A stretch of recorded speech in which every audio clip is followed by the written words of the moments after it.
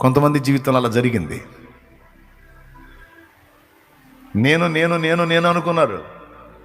మొత్తాన్ని పక్కన నెట్టి దేవుడు నిన్ను నిలబెట్టాడు,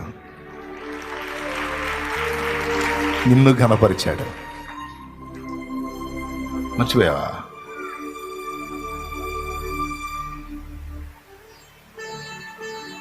మీరు ఊహించు, నువ్వు రోడ్డు మీద వెళ్తున్నప్పుడు ఎన్నిసార్లు చావు నీకు దగ్గర వచ్చింది, ఎన్నిసార్లు జస్ట్ మిస్ అనుకుంటే వెళ్ళిపోయావు నువ్వు. Just miss. ఎట్లా అయింది జస్ట్ మిస్? Just miss. తప్పించాడు, కందురెప్ప పాటలో తప్పించాడు. మొన్న నాగైతే ఒక 10 minutes లేట్ అయితే అవుట్. సేవ్ చేశాడు ఆ క్షణాన. నీ ఆకలిని ఎరిగి ఆహారం పెట్టాడు, నీ అవమానాన్ని ఎరిగి నీ పక్షాన నిలిచి ధైర్యపరిచి వెన్నుతట్టి నీ తలనెత్తాడు.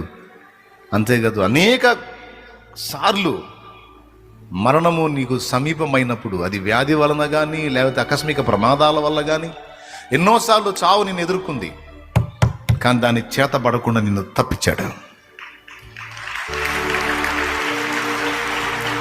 మింగడానికి వచ్చిన మరణాన్ని ఒక దెబ్బతో తట్టి అవతలకి నెట్టి నిన్నెత్తుకున్నాడు. లేకపోతే ఎప్పుడో బొందలు అయిపోయి మట్టికి మట్టి అయిపోయి ఉండేదానివి. ఇప్పటిదాకా నీకు మనుగడ.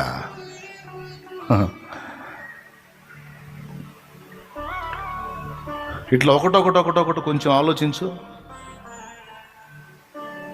అసలు ఏందని ఆలోచించు కూర్చొని.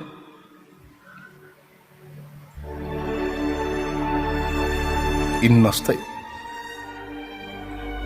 క్షమాపణ విషయంలో తప్ప దేవుణ్ణి ప్రేమించడానికి ఇక హేతువే లేదా?